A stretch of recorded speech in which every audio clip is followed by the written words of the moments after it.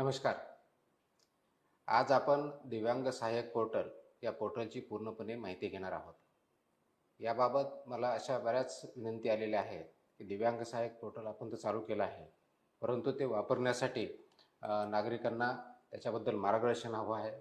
आपल्या ज्या संस्था काम करतात, NGO किंवा आपल्या स्कूल आणि स्किल डेव्हलपमेंट सेंटर, त्यांना पण त्याच्याबद्दल रजिस्ट्रेशन करणं किंवा वापर करणं याबद्दल काही अडचणी येत आहेत किंवा त्यांना परिपूर्ण माहिती नाही. त्या अनुषंगाने आज आपण दिव्यांग सहाय्यक पोर्टल हे दिव्यांग व्यक्तीसाठी, त्यांच्या पेरेंट्ससाठी, समाजासाठी आणि सर्व शासकीय कार्यालय यांच्यासाठी हे कसं उपयुक्त आहे आणि त्याचा फायदा दिव्यांग नागरिकांना कसा होणार आहे, त्यांच्या कुटुंबांना कसा होणार आहे आणि याच्या माध्यमातून आपण दिव्यांगांचं सक्षमीकरण कसं करणार आहोत याची परिपूर्ण माहिती आज आपण जाणून घेणार आहोत.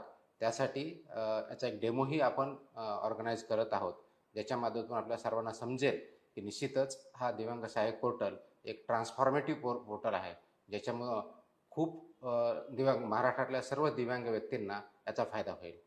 तर आपण ज्यावेळेस वेबसाईटवरती जाऊ आणि आपण पोर्टलचं लॉग इन करू, दिव्यांग सहाय्यक पोर्टल, तर तुम्हाला क्लिक केल्यानंतर ही समोरची जी आत्ता पोर्टल दिसतंय ते तुम्हाला दिसेल, ज्याच्यामध्ये या पोर्टलवरती आपण जर बघित असाल तर इथं मुख्य प्रश्न दिसतंय, इथं शासकीय योजना दिसत आहेत, त्याच्याबरोबर शाळा आणि रुग्णालयाच्या बाबतीत इथे दिसेल, संपर्क साधायचा असे त्याचे डिटेल्स आहेत आणि आपल्याला शासनाचे जे काही धोरणं आहेत, कायदे आहेत, नियम आहेत हे जर बघायचे या ठिकाणी आपण क्लिक करू शकता.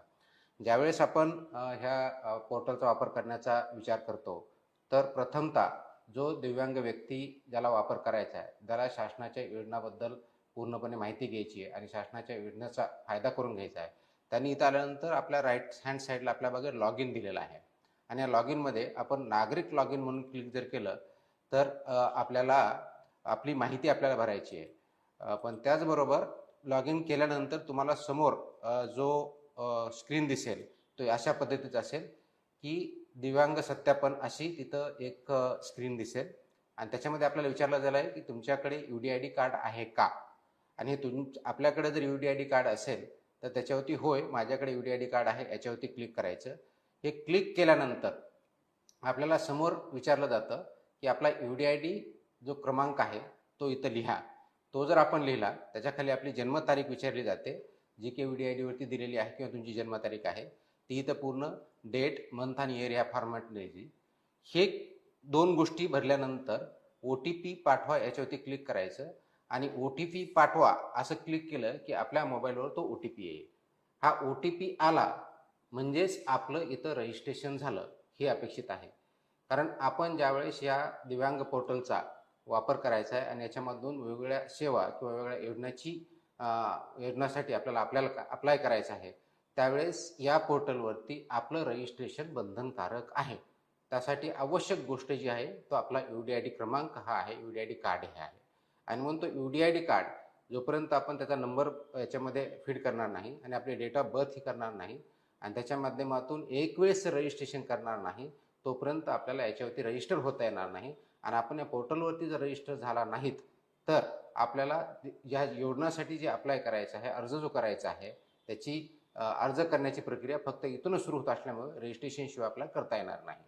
आता याच्यामध्ये दोन गोष्टी महत्त्वाच्या आहेत ज्या दिव्यांग व्यक्तींनी, त्यांच्या पेरेंट्सनी, केअर गिवर्सनी किंवा आपल्या संस्थांनी सुद्धा काळजी घ्यायची आहे. प्रथम म्हणजे आपल्याकडे UDID कार्ड हे व्हॅलिड असलं पाहिजे, योग्य असलं पाहिजे, ते एक्सपायर झालेलं किंवा चुकीचं असता कामा नये. त्याचबरोबर टेम्पररी UDID कार्ड आहेत त्यांना ते अलाउड नाही आहे, कारण टेम्पररी UDID कार्डवाल्यांना, दिव्यांग व्यक्तींना शासकीय योजनेचे दिव्यांगत्वाचे बेनिफिट भेटत नाहीत. कारण आपला नियम असा आहे की ज्यांच्याकडे परमनंट दिव्यांग कार्ड आहे आणि ज्यांची डिसेबिलिटी ही 40% वरती आहे, म्हणजे पर्सन्स विथ बेंचमार्क डिसेबिलिटी आहे, त्यांच्यासाठीच ह्या योजना लागू आहेत, दिव्यांगाचे लाभ त्यांना भेटतात. म्हणून अशाच व्यक्तींनी याच्यावरती जे परमनंट आहेत आणि ज्यांचं दिव्यांगत्वाचं प्रमाण 40% जास्त आहे अशांनी इथं रजिस्टर करायचं. हे रजिस्टर केल्यानंतर आपल्यासमोर ही माहिती येईल की ज्या पद्धतीने इथं विचारलं जाईल की आपल्याला पूर्ण माहिती एक वेळेस फीड करायची की वैयक्तिक माहिती, आपलं नाव काय आहे, आधार क्रमांक काय आहे, डेट ऑफ बर्थ वगैरे काय आहे. मग दुसरी कुटुंबाची माहिती विचारली जाईल, वडिलांचे नाव काय आहे, आईचं काय आहे, लग्न झालं असेल तर पती किंवा पत्नीचं नाव काय आहे, नसेल तर पालकांचं नाव काय आहे, देखरेख करणारा म्हणजे आपल्याकडे कोणी केअर गिव्हर असेल तर त्याचे नाव विचारलेलं आपण डिटेल विचारले आहे. त्याच्यानंतर डिटेल्स म्हणजे पत्त्याचा रेसिडेन्शियल ॲड्रेस जो आहे, कायमचा पत्ता आणि सध्याचा पत्ता तो आपल्याला द्यायचा आहे.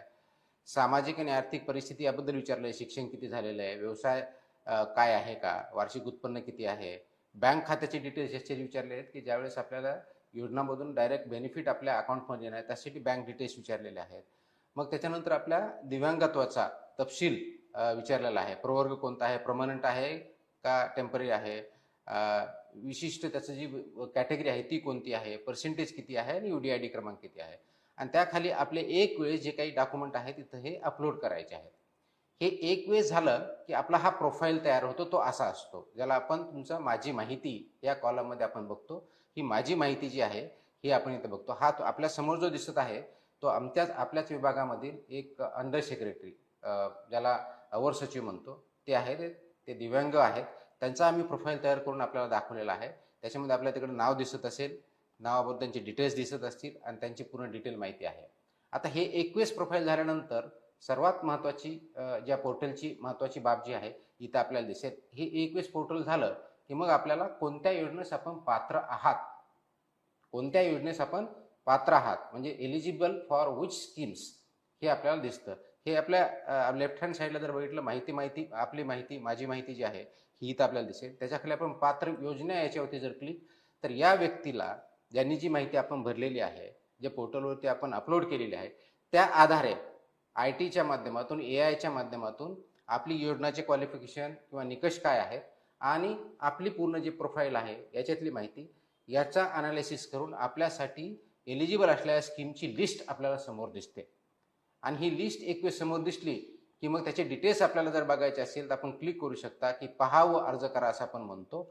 आता फॉर एक्झाम्पल आत्ताच आपण एक नवीन स्कीम चालू केली की प्रशिक्षित दिव्यांग व्यक्तींना स्वयंरोजगारासाठी साधन सामग्री साठी आर्थिक सहाय्य आपण ते 1,000 पासून 15,000 वाढवलं.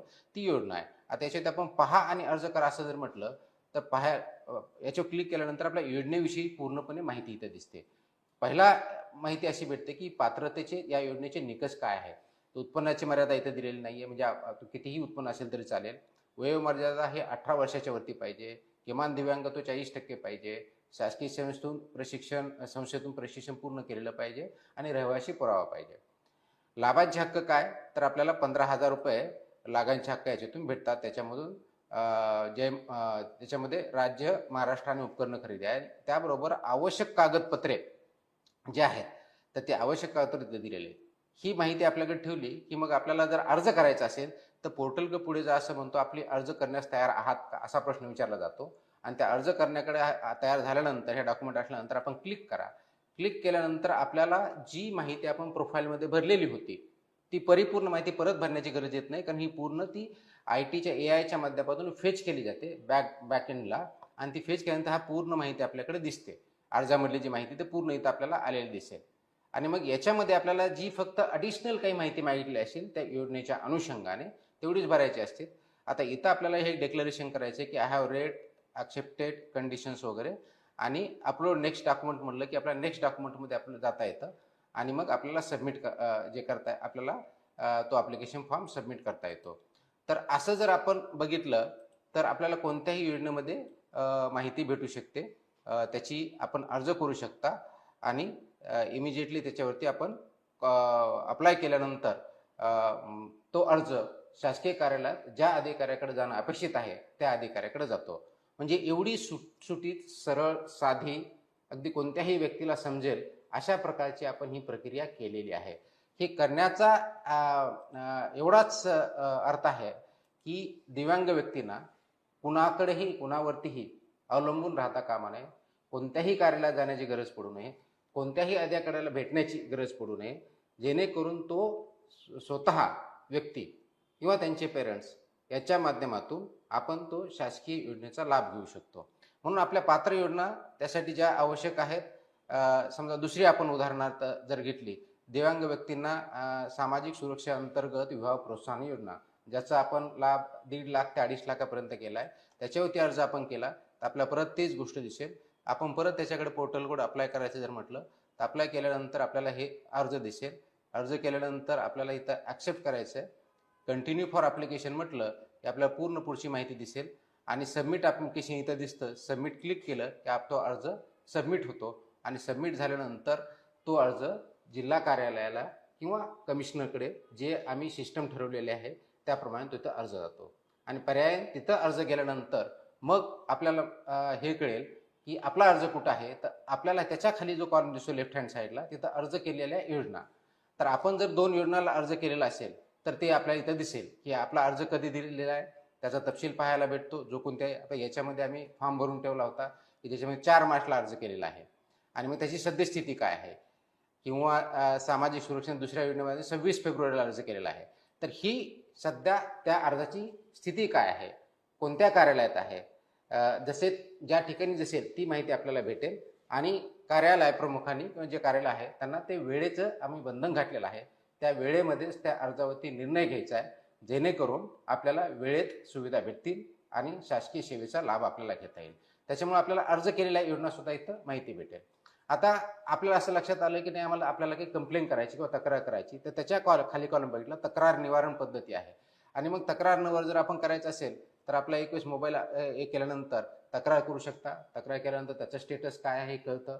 तर ही प्रणाली आपण यासाठी विकसित केलेली आहे की दिव्यांग व्यक्तींना आपल्या घरी राहून आपल्या एका मोबाईलच्या क्लिकवरती किंवा आपल्या लॅपटॉपवरती किंवा कम्प्युटरवरती ही सर्व माहिती तर भेटेलच, परंतु कोणत्याही शासकीय योजनेचा दिव्यांगासाठी असलेल्या त्या योजनेचा पूर्ण लाभ त्यांना घर बसल्या भेटू शकतो. त्यासाठी ही प्रणाली आपण डेव्हलप केलेली आहे. ही युनिक आहे. परत परत माहिती मागितली सुद्धा जात नाही. एक वेळेस आपल्याला माहिती भरली की तीच माहिती आम्ही सिस्टमच्या द्वारे प्रत्येक अर्जासाठी वापरतो. परंतु ही माहिती भरताना आपण अचूक माहिती भरली पाहिजे. कोणतीही चुकीची माहिती भरता कामा नये, कारण चुकीची माहिती जर भरली तर आपल्याला एलिजिबल असलेल्या स्कीम चुकीच्या निवडल्या जाऊ शकतात आणि पर्यायानं आपला अर्ज रिजेक्ट होऊ शकतो. त्याच्यामुळं आपलं दिव्यांगत्वाचे प्रकार असतील, दिव्यांग असेल, पर्सेंटेज ऑफ दिव्यांग असेल किंवा आपलं इन्कम असेल किंवा आपलं बँक अकाउंट असेल, कोणतीही माहिती चुकीची देता कामा नये, जेणेकरून आपल्याला त्या लाभापासून वंचित राहता येणार नाही, आपण वंचित राहू शकणार नाही. योग्य माहिती दिली तर आपल्याला निश्चितच त्याचा लाभ भेटेल.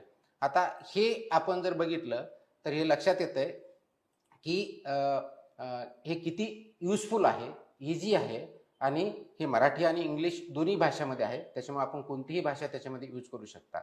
आता हेच करत असताना आणखी आपण जर बघितलं तर दिव्यांग सहाय्यक पोर्टल ज्यावेळेस आपण जसं सांगितलं मी की याच्यावरती आपण लॉग इन केल्यानंतर आपल्याला ही स्क्रीन दिसेल. तर स्टार्टिंगला आपण हे बघा की याच्यामध्ये शासकीय योजना कोणत्या आहेत. आपण अर्ज करायच्या अगोदर आपलं प्रोफाईल नाही आहे, पण कोणत्या योजना आहेत हे जर आपण क्लिक केलं तर आपल्याला विभागनिहाय योजना देऊ शकतील. म्हणजे दिव्यांग व्यक्तीसाठी कोणत्या विभागाच्या कोणत्या योजना आहेत. त्याच्यात सर म्हटलं का आता आदिवासी विकास विभागाची तुम्हाला योजना बघायची आहे, याच्यावरती जर क्लिक केलं तर ही योजना आपल्यासाठी लागू आहे याच्यातून दिसतं. ही माहिती आम्ही दिलेली आहे. गृहनिर्माण विभागाची बघायची तर गृहनिर्माण विभागाच्या आपल्यासाठी दिव्यांग व्यक्तीसाठी कोणत्या योजना आहेत ही आपल्याला दिसेल. किंवा आपण सामाजिक न्याय विभागाची बघायचं म्हटलं तर ह्या योजना आपल्याला समोर दिसतील.